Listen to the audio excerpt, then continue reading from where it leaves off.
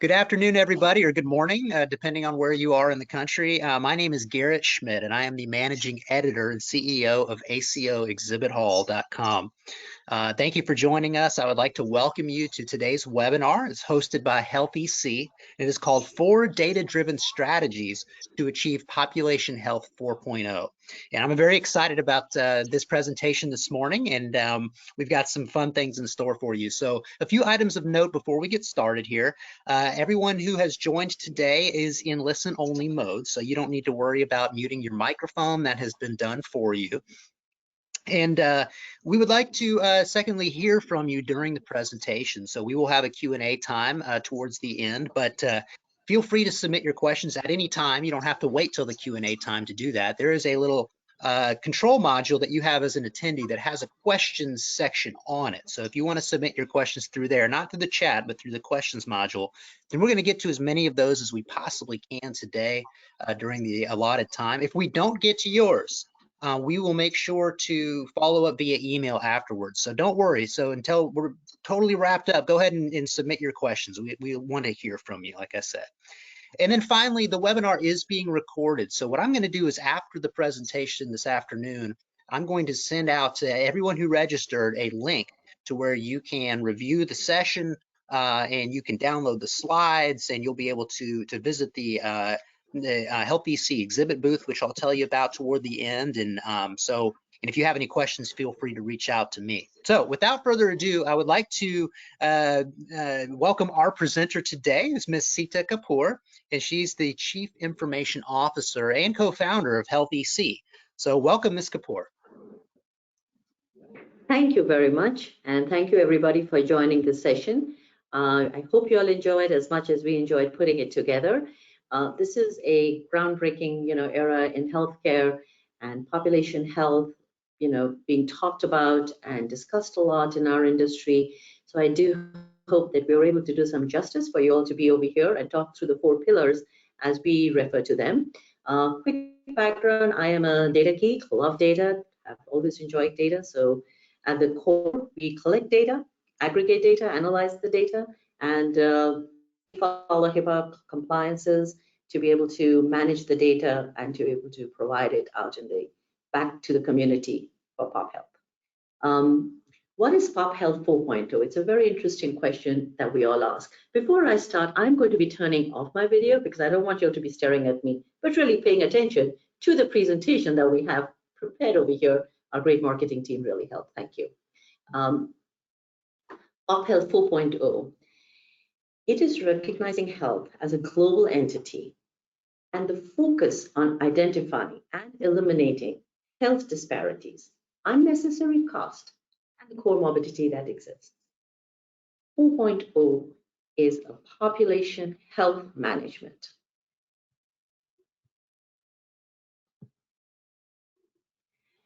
It's a data-driven strategy for success. Step 1 is to manage the chronic conditions that have been neglected. We as an industry have been doing this for a long time. The health plans, the employers, wellness programs, Pop Health 101 for value-based cares and ACOs. So we'll talk a bit about this. The next, which is very important, is to ensure the equity of care, especially having gone through the COVID session for the last 2 years. We've really understood the importance of this component. Third, I want to talk briefly on how the different health systems are proactively addressing some of these needs. Fourth, and the most important, is how do we integrate public health into an organization's population health program?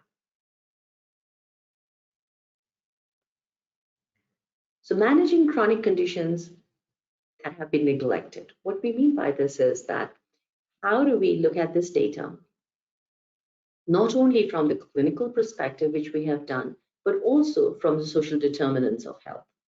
How do we prevent the morbidity, the mortality, and the healthcare expenditures that exists within the population that we are trying to address? How do we identify and measure health-related outcome indicators to assess progress in reducing barriers to health and closing gaps in health outcomes? The word closing gaps is used very broadly. Some people say these are disease registries where you have open gaps, you're closing them. Some people refer to them as quality measures, HEDIS measures, NCQA measures. There are lots of words used for the word on what are the gaps, how do we identify those people, and how do we close these gaps within it? How do you get access to care? How do you have the health behaviors, drive it? And what are the social economic factors that really drive all of this? Instead of giving you too much details, we're going to talk through a use case that we have down in Florida with a client of ours who were managing through an ACO contract for the CMS-MA a population. And their goal was really to be able to do quality measures, closing gaps. So if you have preventive care, how many people did not get their influenza and how many people are they wanting to make sure do receive it in the year that is the quality period year that have been defined for it. So one of the challenges is obtaining all the information and being able to understand those that are, termed, not termed, those that are part of the continuity of care for this population that they are managing, Then how do we take all of this data and bring it into a system that allows them to review the measures, the gaps that are open? How do you drive them to the practices to make the phone calls or to get them back into the offices to try and close, those gaps that are needed? Diabetic patient needs to get a lab test. They need to get a, foot exam done. All of these could be defined as quality measures of care gaps that need to be closed. So using a platform, you're then able to identify those that have high comorbidities and need to be taken care of, driving your care towards the most needy. And they have been proven that your the highest cost goes to a small population which utilizes it more. And if the focus can be on them to start with, you're able to see results like a reduction in ER by 29%, reduction in hospital. So here you're starting to achieve what we would refer to as your revenue that you're saving. Interestingly enough, you see an increase in PCP visits, which is good, which is you're driving them back to the primary care for them to get the care that they need, to drive them to the right places, to coordinate all of that. And if you do all of this, you do automatically see a reduction in the PM year over year. So this drives to managing the chronic conditions using quality gaps in a population that you're trying to take care of. Next, ensure care equity. What do we mean by that? It's interesting. I think a lot of you may have seen this picture used a number of times. What is equality? Everybody can get care. Yeah, that's the tree. Those are the lovely fruits. Go get it. But what is equity? Equity is putting them at the same platform per their needs so that they can get the care that they truly need. So how do we drive pop health towards equity, not just equality? And interestingly enough, you can again lead towards gaps in healthcare. You will find throughout this presentation, we come back a lot to that. Very importantly, how do you relate the disparities for the social determinants of health, or what we have acronymed as SDOH? Interestingly enough, US is ranked 43rd in the world on average life of expectancy at birth. Critical to identify and measure health-related outcomes to indicators to assess progress in reduced barriers in healthcare and closing gaps in health outcomes. Impact of health equity, the disparity is about $60 billion in excess in medical costs, $22 billion in lost productivity in 2009. COVID-19 response, this is where we really started to see that the vulnerable individuals really needed the patients with the chronic conditions, facing economic, housing, insurance, or food insecurities issues, had disproportionately impacted.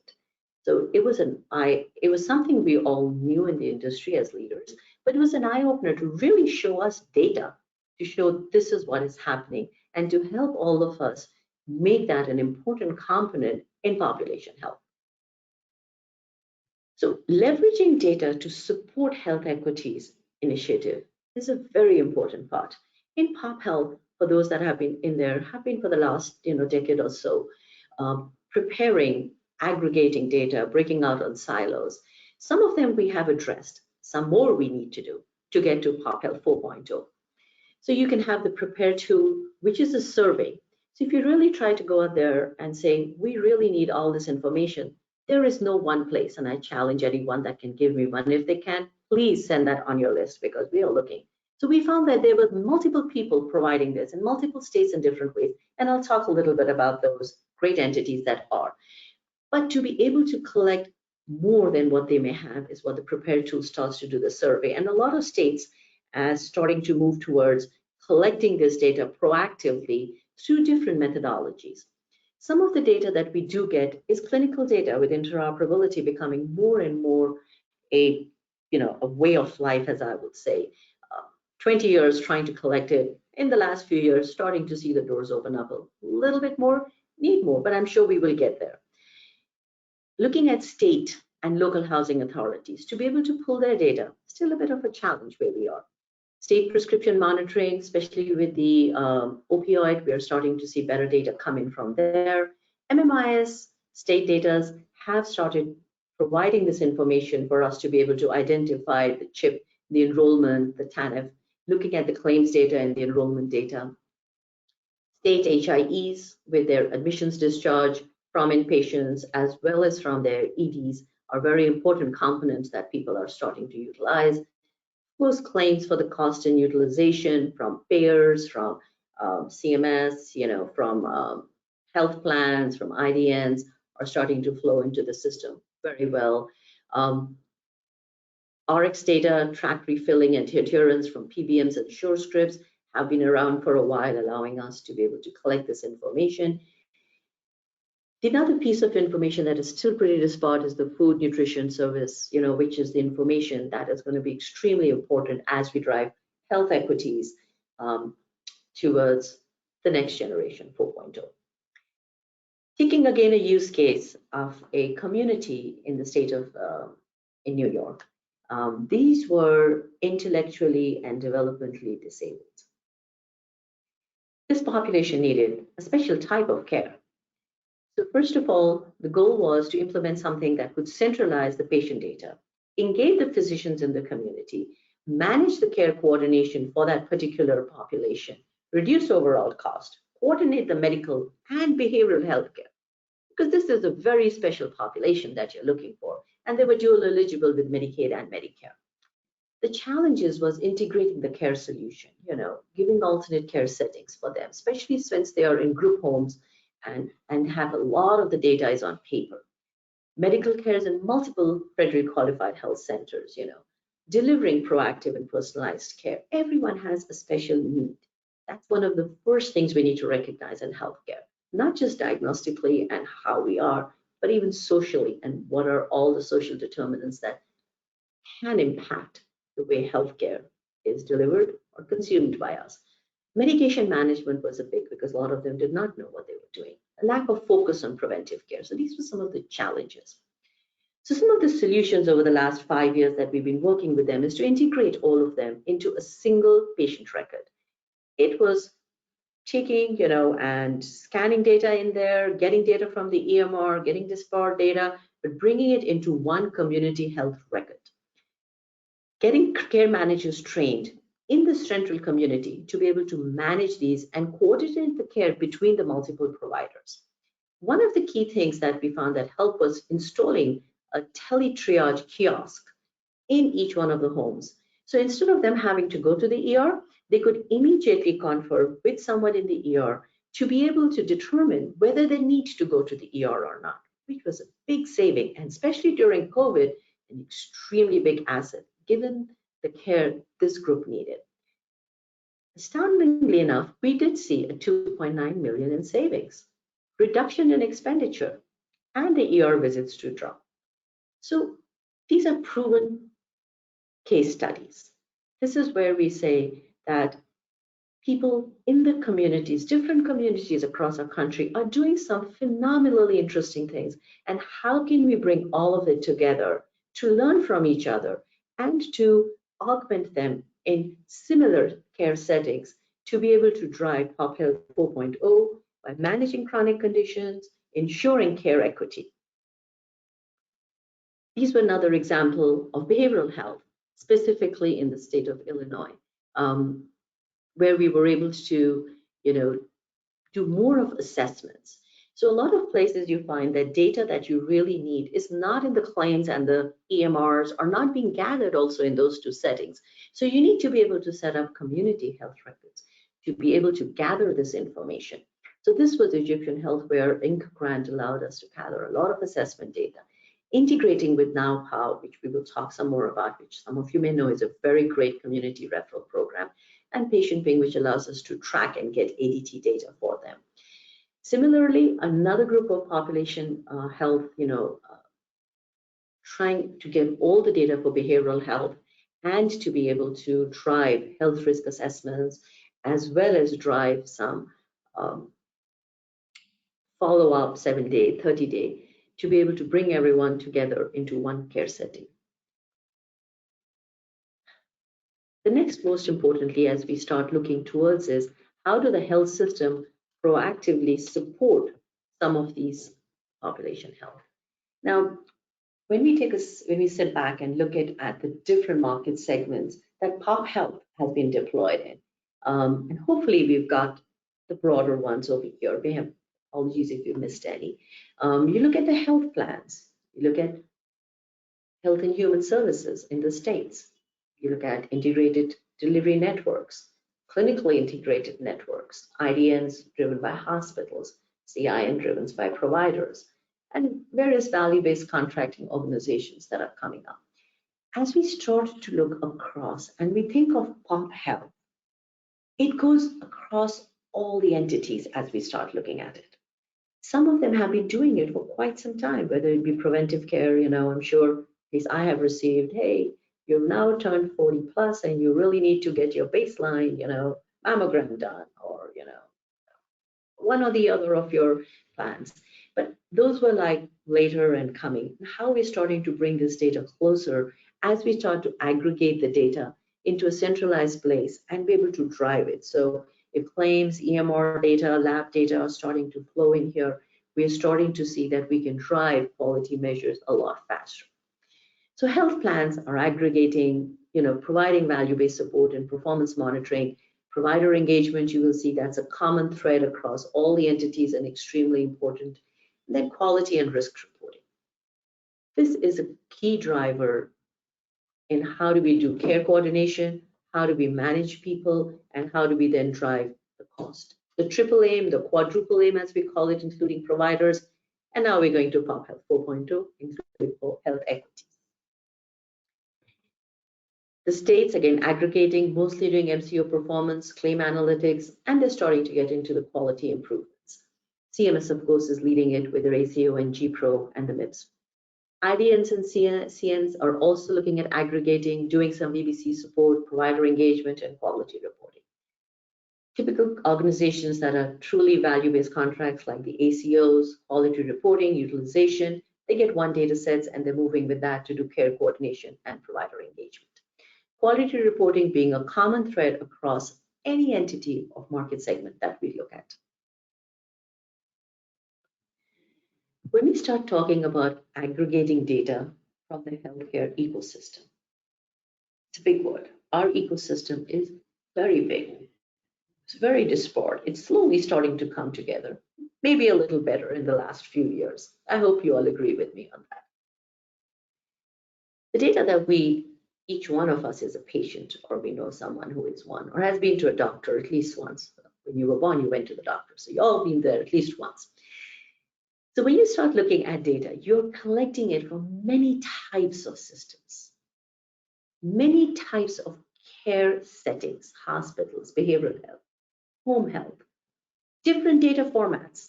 We have standards and standards of non-standards, proprietary files running all around, FHIR as an interoperability being part of the legislation, and see some synergies over there, but it'll be a while before we get there. If any of you are with the claims world where we move from non-standard to an HIPAA 837s, it took us as an industry 10 to 12 years. With the rest of it, we may take less time because technology is far ahead, but we are all getting there. Looking at very important additional data elements is to start to look at demographic and social economic values, ethnicities, household and unit profiles. These are the new data elements in 4.0 that you need to start bringing in to what pop health when companies, or as we talk about pop health in any settings, have to start pulling into their centralized data warehouse, or universal data warehouse, so that they can run care coordination, analytics, beneficiary management, or mobile apps, which are becoming more and more popular as we move to the future of the generations, as I put them. So a lot of us have heard about PHR,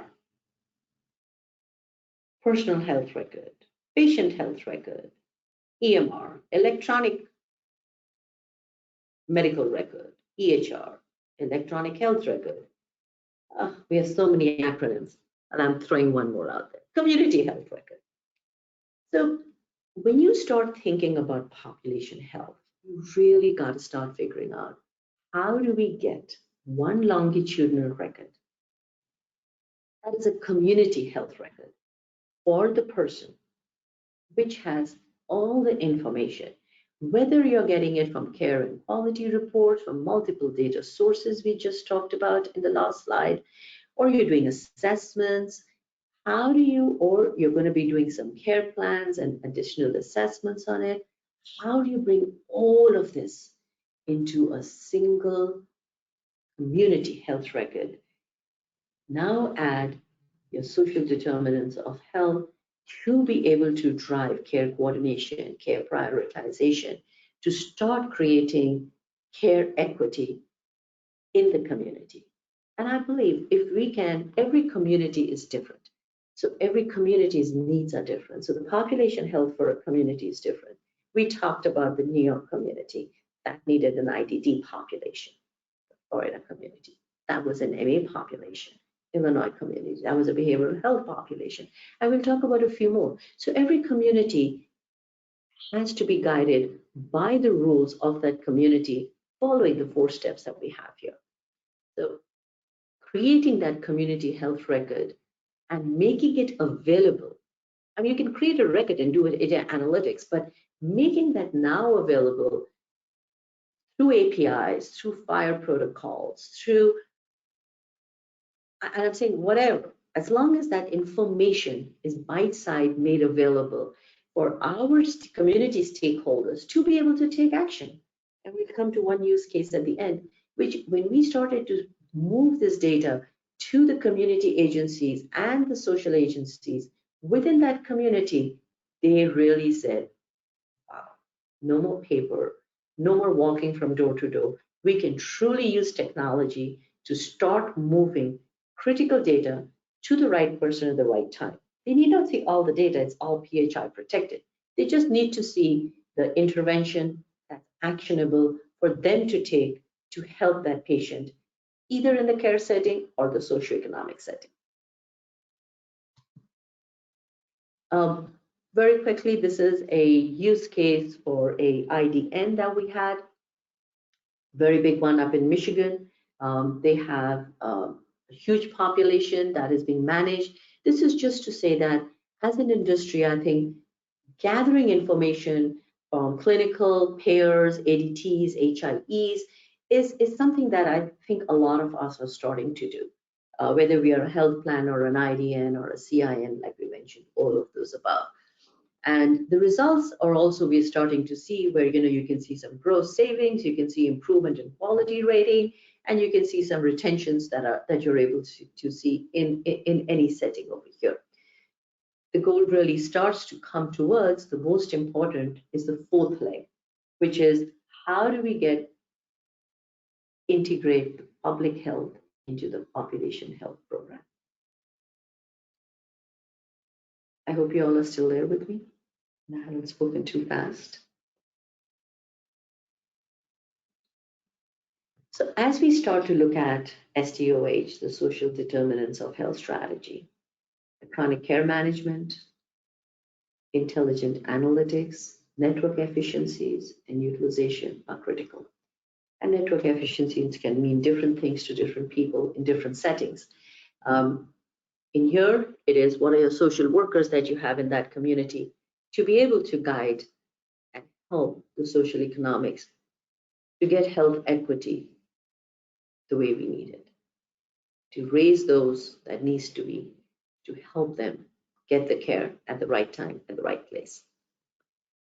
Some of the community-based services that are out there, some of you may be familiar, and we apologize if you missed any one of them.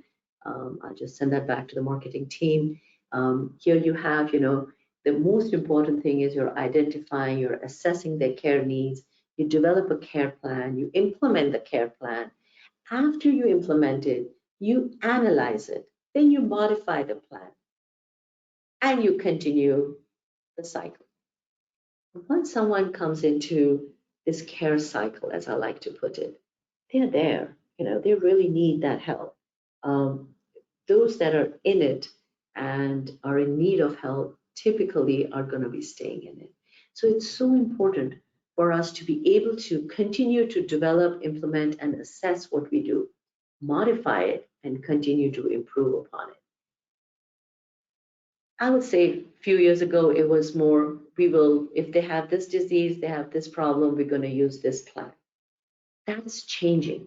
As we start to bring data, analyze this data, we are truly starting to see a shift in the way we think about implementing care plans and analyzing them for the better of the community.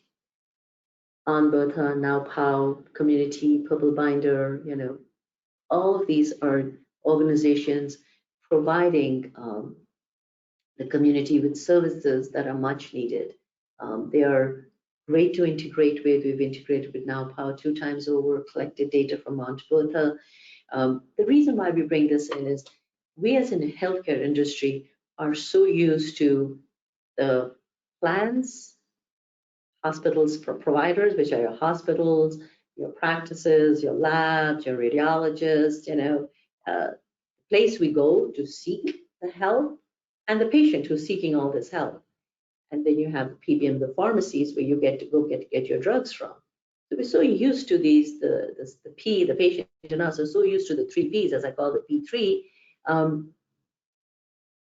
We just stayed within that. But now we need to explode it to be able to bring in another very important component in Pop Health 4.0, which is the community-based services, so that we can truly bring care equity to healthcare for every patient. COVID again has taught us that it doesn't have to be the neediest. It could be those that they don't have a job anymore. They don't have health insurance. They stop taking their meds because they don't have the financial equity. So social equity could include financial equity, or we could utilize that term as a separate equity. But how do we get all of these inequalities that exist to be able to drive the health equity to the right place, to be able to provide services that are needed? If you look at it at a very community-based and just detailing in on that, you have the care coordination technology platform. You can have improved health behaviors, which is changing the nutrition, exercise, sleep, hygiene, medication. So not just stopping at what the diagnosis and the procedures are, but going beyond it to include other elements which are extremely important to improve health behaviors. Education, and education, educating the patients, educating their health behaviors to optimize them in the community wellness, and linking these community services.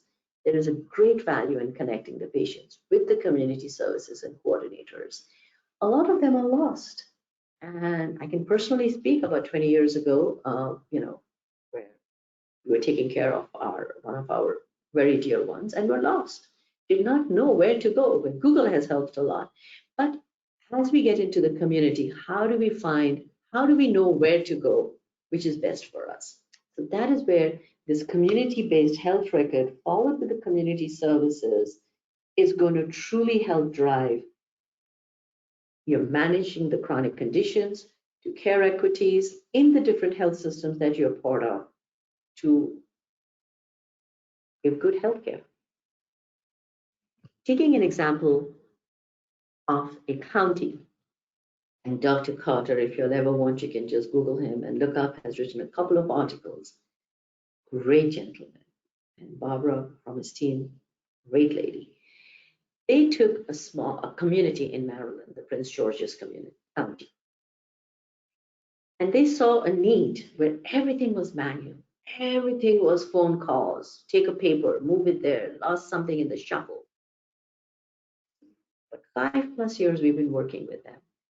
And their primary goal was for the underserved, to provide patient care.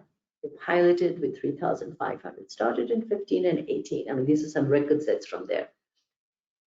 They enrolled about 492 high-risk patients. They completed 13,500 contacts, 2,800 pathways, over 100 outreach, conducted disease self-management and health literacy seminars.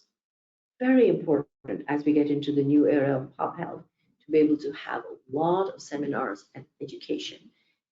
All of this data got tracked in a care coordination tool. Going back to what a few slides back, we were able to capture the data, to review what was happening, look at the outcomes, and continue to improve upon it, which truly led to contributing a 21% reduction in hospital and emergency department visits for 2 local hospitals, 17% reduction in healthcare costs for high-risk patients receiving our care coordination services. Very important, they integrated their system with the social workers. So if someone needed housing within the system, an intervention was created, and they were then sent to a message saying, hey, you need to give housing to John Doe or Mary Jane's. Allowing all of that integration within a platform in the community for the community people to take action at the right time, and then send them to the doctors as and when needed. But how do we continue to take care of them once they have left what I would call our primary care setting? If we can take care of these people, they will not need primary care settings at that higher level as they would right now. It was a great tool during COVID because they ran a quick COVID assessment and were able to identify the highest of the highest risk and help take care of them instead of waiting for them to get to the hospital. They were able to keep them out of the hospitals also to some extent. Those results we're waiting to come in, and we'll be sharing very shortly. So it's very important as we work through this that we are managing chronic conditions, we're ensuring care equity in different health systems, and most importantly, bringing in the public health segment to create health equity in our communities. With that, we are open for question and answers, and I will turn on my video. Okay. All right. Well, great. Well, we do have a couple questions that came in, and at this time, if you do have a question that you would like to submit, please do that. Okay, the first question is what is the best starting point for a provider group that's new to value-based care? So the best and the only place for them to start is to create a clinically integrated network, which is a CIN.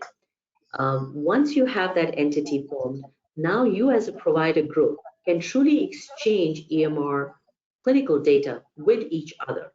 And once you have a good data points within your provider organization or the CIN, you can go for value-based contracts, or you have a larger negotiating power with the payers, especially if you all are within that community, because you are taking care of those patients for that health plan. So negotiating a value-based contract, whether you're going for an ACO with Medicare, or as Medicaid moves more and more into VBC contracting, gives you truly a good platform to launch and to start taking care of the patients that you already are taking care of. Okay, in a more organized manner. gotcha. Okay, the next question that we have here is, how can I risk adjust my patient population when my organization's data is spread across several types of EMRs? It is risk adjustment is a very broad term in our industry. We have actuarians that do risk, enrollments. We have payers that do risk. But as we start to think about risk within the community or within that provider community that want to be able to take the clinical data that they have and now use risk adjustment models. So CMS's HCC risk adjuster is one of the rules that you can run to be able to risk adjust or create the RAF scores, risk adjusted the RAF scores for your population. Most importantly, what we have found is that when you start looking at your community or the group of population that you are managing, and you start comparing them to geographic or standard risks, sometimes you feel it's not right because your population is different. So it's very important that when you create risk scores, you create it for your population. And you also break it out into primary care and specialty, and you can drill further into oncology, cardiology, and all, but at least put it in two buckets of primary care and specialty. And you compare everybody to the risk of your population. That way, no one can say, oh, you're comparing it to this geographic region or so and so from a particular health plan or from a state driven or an international or standard. You're creating a risk for your population and comparing every practice provider hospital to your risk. And further, for every physician, based on their specialty, you create risk scores for PCPs. This is how you compare for PCPs, because the specialties and PCPs risks are always different. You always break it up into those three very buckets: the organization risk, the primary care risk, and the specialty risk. And now if you compare them with each other, it creates an extremely interesting dialogue. Dr. A and Dr. B are being compared for the patients they are seeing in comparable panel sizes. So now they can have a dialogue and not say, my patients are riskier or less riskier. Now their quality measures and their care pathways can be collaborated on to see how they can provide better care in the community. Next. Great. Next question is there any special considerations that a rural versus an urban ACO should take into account when stratifying their data? Absolutely. It's a very good question. When we looked within the population communities that we manage, the way rural and the way the urban reacted, acted, worked were different. The communities are different. That's what I always start off with. The communities are different. The way they manage health is different in a rural versus an urban. So some things could be common, but some things like care pathways and those have to be very unique for each one of them. So one always drives pop health based on use cases, based upon the population you're managing. So if you think about urban and rural, there are very different populations. So henceforth, you will manage them differently in the community. Great. And then the last question here is, how have you seen COVID and the pandemic affect data outcomes? We're still seeing it. 2019 was really bad. So, of course, looking at data and continuing to analyze the data and doing some predictive modelings around the data with COVID, just analyzing a set of cancer patients. And it was interesting, in 2019, breast cancer went down. And in 2021, it's really up. It's not that it really went down. People just stayed home. a lot of elective procedures, elective preventive cares all went down because people were just so afraid to get out of their homes. And then we started to see a bit of a surge in 20, but COVID was still there. In 2021, we're seeing more of that surge coming out. And since people are getting out there and getting all the treatments that they do get. So COVID has a couple of impacts. One is you can look at the trending and how procedures and how, our claims and our how the community utilize the services. The second piece that we're really interested to see is those that had COVID, what are the health outcomes we're going to see and what we should start preparing ourselves for. There are some preliminary studies, but I don't want to get into that right away. But I think in the next year, we are going to see a lot of that starts talking about people who have had COVID. What are they becoming more diabetic? Or do they have cardio problems, heart problems? What are we seeing with them? So as we start to analyze it, we are going to see the impact COVID has had on the health and change some of our care pathways over time. And also, it's really taught us care equity, if nothing else. That's one thing COVID has really opened the eyes to say that, we really need to be able to drive, health equity in our communities, in our states, in our country, to be able to truly help every one of the people that need help at the right time, at the right place. Very good. Wow. Well, unfortunately, we are out of time for questions, and so we'll need to wrap up at this point. So thank you all so much for coming, and thank you, Ms. Kapoor, for a wonderful presentation. As we conclude here, I wanted to encourage you all to visit the ACOexhibithall.com and see the HealthEC booth that's there. It's an interactive virtual booth. You can learn more about them and what they're doing, and see some flash interviews and just learn more about their team there. So please reach out if you would. And then also at ACOexhibithall.com in the library is where you'll be able to find a link to the recording of today's webinar. However, I will be sending, as I mentioned at the beginning of the broadcast, I will be sending out a link when we're done here out to everybody. It'll have a recording, and it'll also have a place where you can download today's slides. So lastly, if you would like to reach out or get into touch with us or with the HealthEC team, if you look at the slide here, you can see where you can find them, and they're active on all the social media platforms as well as via email, or you can reach out to me directly at gschmidt@ACOexhibithall.com, and I'll be happy to put you in touch. So thank you all again so much for attending today, and hope that you have a safe and great rest of your day. Thank you so much. Thank you, everybody.